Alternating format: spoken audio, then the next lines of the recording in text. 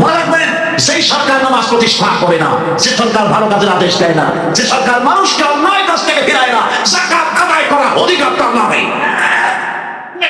সুতরাং এমন এক সময় আসবে যখন আবার আমাদের জন্য সুখ শান্তি ফিরে আসবে।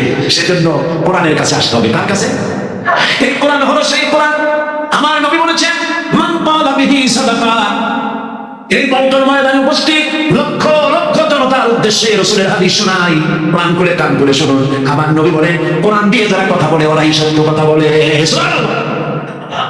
আপনার নেতা বক্তৃতা করতে আসে, না আছে কোরআন, না আছে হাদিস, সব নিজেদের মন করা কথা, ঠিক কিনা?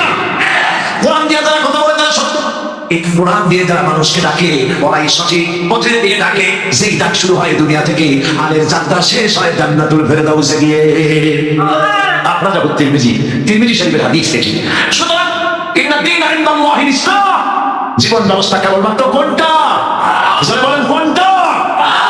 এই ইসলামের আইনের সামনে মাথা নত করে দিতে হবে।